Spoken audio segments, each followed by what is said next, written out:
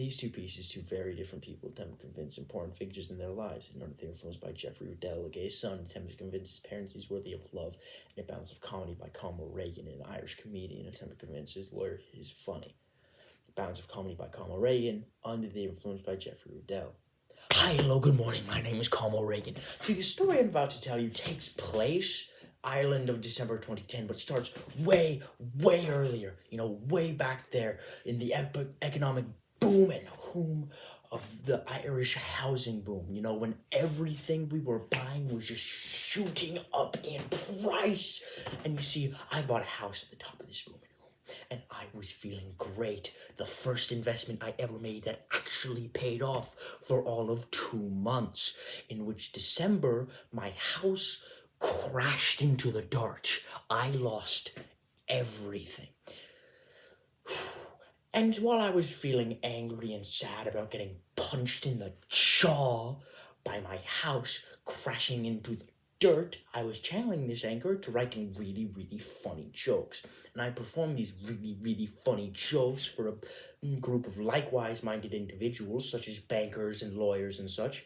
And I accidentally pointed fun at one of the fellas there. You see, I'd blame the entire housing crisis on his really tacky billboards filled with sexy people, George Clooney type guys, girls with curves that just go on for miles, and say they were really tacky and that they'd cause the entire housing crisis because they were misleading people into making really terrible investments that actually destroyed our economy. And I could go on and on about that, but that's a different story. And you see, 2 weeks later after the show, I got a text from my lawyer saying I was being sued. I immediately rushed over to my lawyer's office because I'm a self-employed comedian. By self-employed, I mean unemployed. I have no job besides the people who hire me.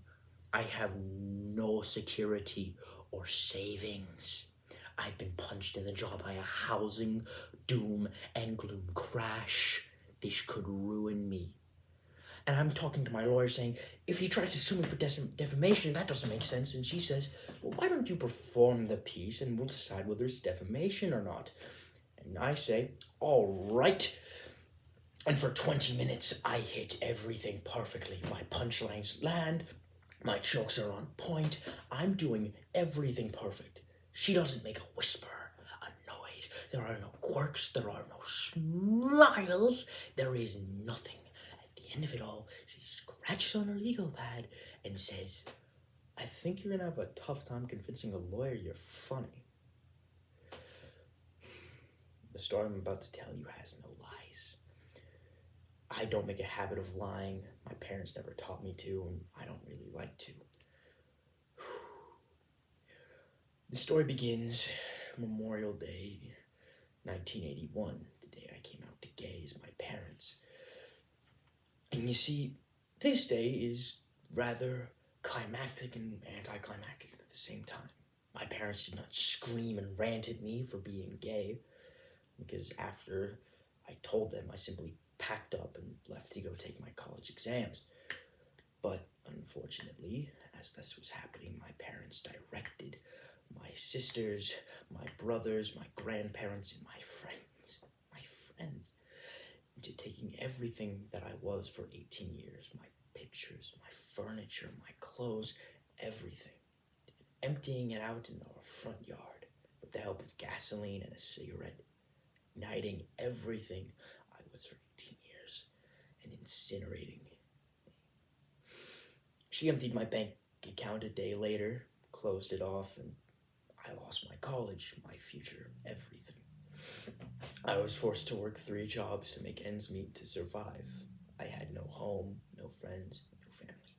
Granted, for the next 6 years, I made new friends, but they all left because I was under the influence of hope. See, I'd gotten this idea, this little worm stuck into the back of my head that was screaming at me, don't evolve, don't change, don't be a different person, don't evolve, because if you do, they might not take you back. My friends had all told me tales of how their parents had screamed and yelled at them and kicked them out, but eventually taken them back, and now they bring their boyfriend or girlfriend over for Thanksgiving dinner. I wanted that. And so for 6 years, I didn't change. I didn't get any contact. Nothing, no birthday gifts, nothing, no knowledge that I existed. And after 6 years, after all my friends left because they couldn't handle the path I was on, I'd had enough. And so I flew down to my mother's office. I walked up to her secretary. I asked her to page my mother and to bring her here, and I heard her. I heard her walking down the halls, down the stairs, these imposing heels, click, click, clacking, down the stairs, down the hallway, all the way to the opaque door at the end. I see her, and this is it. This is where I come back to my family. Everything. She takes a look at me, I look at her, and she turns around like I don't exist.